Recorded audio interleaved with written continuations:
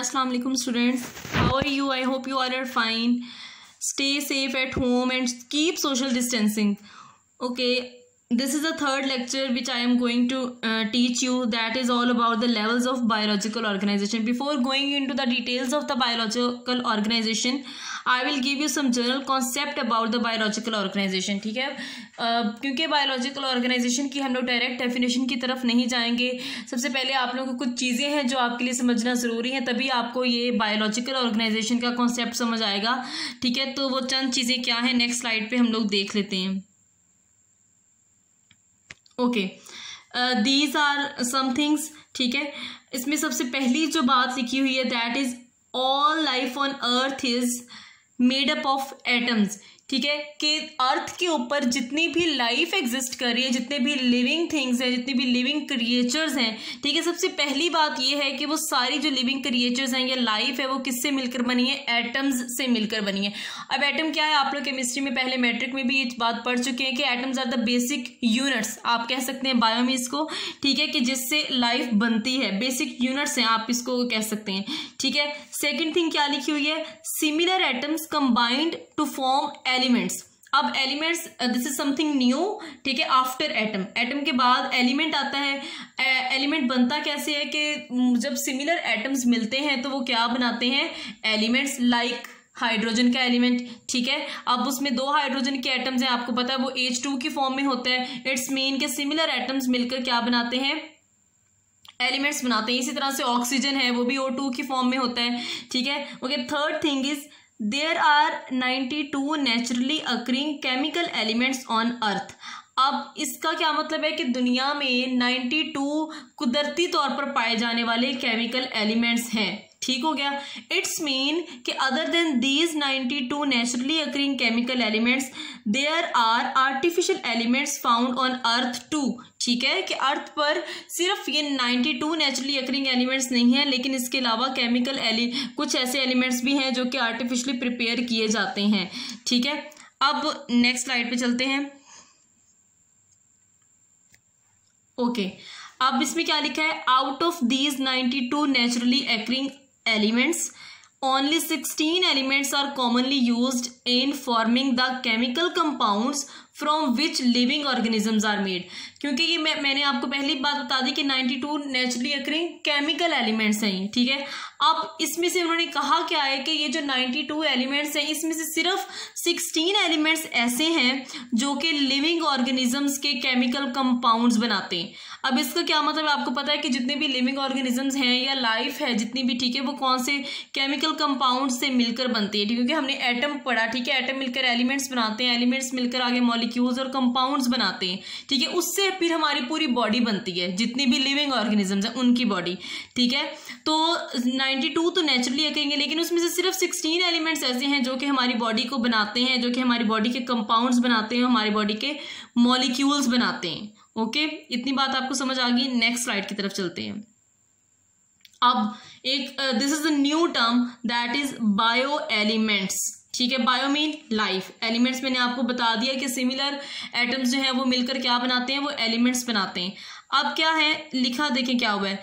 These 16 elements and few others which occur in particular organism are bio elements. उन्होंने कहा कि पहले ही मैंने आपको बताया कि जो 92 एलिमेंट्स है उसमें से जो 16 एलिमेंट्स है और कुछ और एलिमेंट्स, ठीक है, वो मिलकर एक पार्टिकुलर ऑर्गेनिज्म को बनाते हैं. ठीक है, और जो एलिमेंट्स मिलकर ऑर्गेनिज्म बनाते हैं या लिविंग क्रिएचर बनाते हैं, उन एलिमेंट्स को हम लोग कहते हैं bio elements. Bio mean life. ठीक है, क्योंकि वो लाइफ को बना रहे हैं, वो लिविंग क्रिएचर को बना रहे हैं. ठीक है, इस वजह से उसे हमने क्या कहा? बायो एलिमेंट्स हमने कहा. ठीक है, नेक्स्ट स्लाइड की तरफ चलते हैं. ओके, अब इनको बायो एलिमेंट्स क्यों कहते हैं मैं पहले ही आपको बता चुकी हूँ. These are called bio elements because they form the body mass of living organisms. Mass mean जितना भी बॉडी का जितना भी मैस है, ठीक है, वो सारी की सारी जो बॉडी है जिस चीज़ से, फॉर एग्जाम्पल हमारी पूरी बॉडी है, हमारी स्किन है, हमारे अंदर के जितने भी स्ट्रक्चर्स हैं वो किन चीज़ों से मिलकर बने, वो किन एलिमेंट्स से मिलकर बने हैं. ठीक है, उन एलिमेंट्स को हम लोग बायो एलिमेंट्स कहते हैं. ठीक है, और बायो एलिमेंट्स उनको कहते ही इसी वजह से क्योंकि वो लिविंग ऑर्गेनिजम्स का बॉडी मैस बनाते हैं. अंडरस्टैंड? नेक्स्ट. ओके, नेक्स्ट अब हम लोगों ने स्पेसिफिकली ह्यूमन बीइंग्स की बात करनी है कि ह्यूमन बीइंग्स के अंदर कितने एलिमेंट्स हैं, ठीक है, और वो किस तरह से बॉडी को बनाते हैं, वो कौन कौन से एलिमेंट्स हैं। अंडरस्टैंड। सबसे पहले हमने पढ़ा 92 एलिमेंट्स थे, उसके बाद हमने पढ़ा कि टोटल जितने लिविंग ऑर्गेनिजम्स को बनाते हैं वो है 16 एलिमेंट्स। अब ह्यूमन बीइंग्स को कितने एलिमेंट्स बनाते हैं? In human body only 6 elements account for 99% of the total body mass. What does this mean? इसका क्या मतलब है? इसका मतलब ये है कि उस जितने भी वो 16 एलिमेंट्स में से 6 एलिमेंट्स ऐसे हैं, ठीक है, जो कि 99% of the total body mass हमारा बना देते हैं। मतलब हमारे बॉडी का जितना भी मैस है उसमें से 99% सिर्फ 6 एलिमेंट्स बनाते हैं। Others are only 1% of our body. समझ आ गई मेरी बात की? मतलब ये कि 16 एलिमेंट्स में से 6 एलिमेंट्स ऐसे हैं जो कि तकरीबन पूरी बॉडी का मैस बना देते हैं, जिसको हमने कहा 99%। बाकी के जितने भी रह गए 16 में से 6 को निकाल के, सॉरी, ठीक है, 16 में से जितने भी रह गए वो टोटल बॉडी का जो 1% रह जाता है वो मैस बनाते हैं, ठीक है। अब हम नेक्स्ट स्लाइड में ये देखना है कि वो एलिमेंट्स कौन कौन से हैं, ठीक है। अब ये देखिए, ये नेक्स्ट स्लाइड है, इसमें लिखा हुआ है कि but what are these bio elements. वो बायो एलिमेंट्स आखिर कौन से हैं, ठीक है, कि जो कि बॉडी का मैस बनाते हैं। Okay, this is picture showing the elements and their percentage in the human body, ठीक है। अब इसमें से मैं आपको बताऊंगी कि 6 ऐसे कौन से एलिमेंट्स हैं जो कि बॉडी का मैस बनाते हैं और उनकी परसेंटेज क्या है, और बाकी के एलिमेंट्स जो हैं जो कि मैंने कहा कि 1% बॉडी का मैस बनाते हैं, वो कौन कौन से एलिमेंट्स हैं। अंडरस्टैंड। अब देखिए, सबसे ऊपर देखें लिखा हुआ है, ग्राफ को देख लेते हैं। एक तरफ लिखा हुआ है रिलेटिव मैस, ठीक है, कि परसेंटेज में मैस कितना कितना बनाते हैं। उसके बाद नीचे एलिमेंट्स ये लिखे हुए हैं, और ठीक है।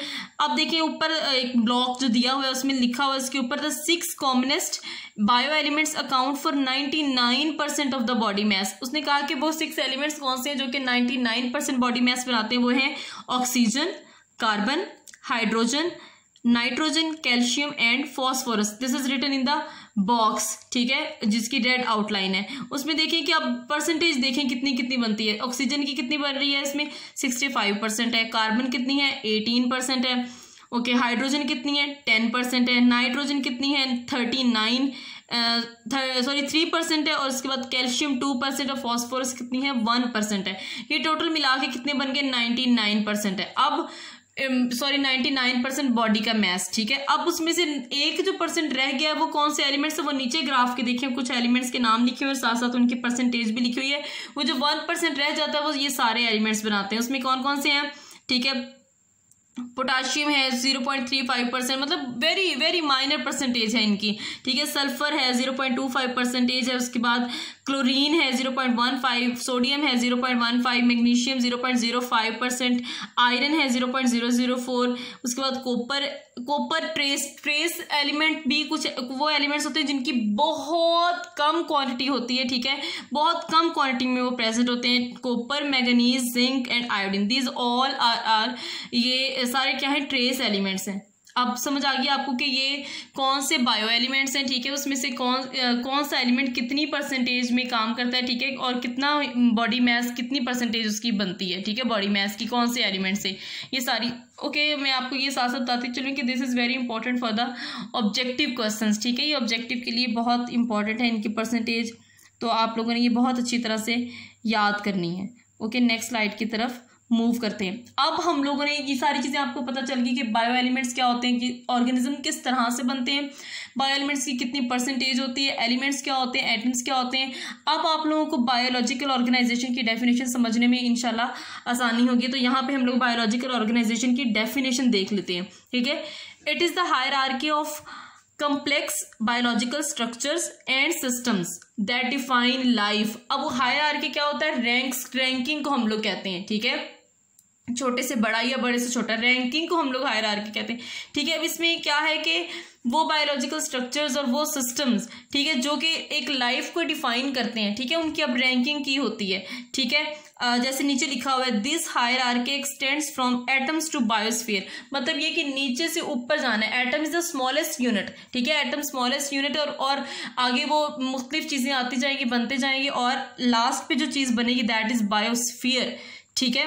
तो ये जो सारी डिटेल है इसकी हम लोग इंशाल्लाह वो नेक्स्ट लेक्चर के अंदर स्टडी करेंगे, ठीक है, कि बायोलॉजिकल ऑर्गेनाइजेशन के कितने स्टेप्स हैं और क्या है, ठीक है। First of all biological organisation है क्या, actually this is the stepwise process, ठीक है। ये एक स्टेप वाइज प्रोसेस है, आप समझ लें कि लाइफ को बनाने के लिए ये एक स्टेप वाइज प्रोसेस है, स्टेप वाइज, ठीक है, कि डिफरेंट स्टेप्स हैं। उसके सबसे पहले उसमें एटम आता है और एंड क्या होता है इसका, बायोस्फीयर पे होता है, ठीक है। तो ये थी बायोलॉजिकल ऑर्गेनाइजेशन। अच्छा, अब ये हम इसकी पूरी डिटेल में तो आज नहीं जाएंगे, लेकिन मैं आपको अभी से इनके नाम बता देना चाहती हूँ कि कौन कौन से नाम हैं, ठीक है, स्टेप्स किस किस तरह से हैं बायोलॉजिकल ऑर्गेनाइजेशन के, understand. Okay, first of all on the top पे देखिए एटम्स, ठीक है। सबसे पहले एटम्स दिया हुआ है और उसके साथ एक डायग्राम भी दी हुई है, ठीक है, जो कि एटम्स को शो कर रही है, ठीक हो गया। उसके बाद है मॉलिक्यूल, एटम के बाद क्या बनता है, मॉलिक्यूल बनता है, ठीक हो गया। उसके बाद मॉलिक्यूल्स मिलकर क्या बनाते हैं, सेल बनाते हैं, ठीक हो गया। सेल मिलकर क्या बनाते हैं, नीचे लिखा हुआ है इसकी लेफ्ट साइड पे टिश्यूज, ठीक है। उसके बाद टिश्यूज मिलकर ऑर्गन बनाते हैं, ऑर्गन से आगे बॉडी सिस्टम्स बनते हैं, बॉडी सिस्टम्स मिलकर जिनको हम लोग ऑर्गन सिस्टम भी बोलते हैं, ऑर्गन सिस्टम मिलकर ऑर्गेनिज्म को बनाते हैं। अब डिफरेंट ऑर्गेनिजम्स मिलकर सेम ऑर्गेनिज्म, ठीक है, उससे पॉपुलेशंस बनती हैं, उसके बाद कम्युनिटीज बनती हैं, फिर देन इकोसिस्टम है, लास्ट वन पिछले स्लाइड में भी हमने देखा था बायोस्फीयर है। इट्स मीन एटम से लेकर बायोस्फीयर तक जितना भी सिस्टम है एक रैंकिंग का, ठीक है, जिससे पूरी एक लाइफ बिल्ट हो रही है, उसको हम लोग क्या कहते हैं, बायोलॉजिकल ऑर्गेनाइजेशन, ठीक है। तो ये था आज का lecture. I will see you in the next lecture. Allah Hafiz.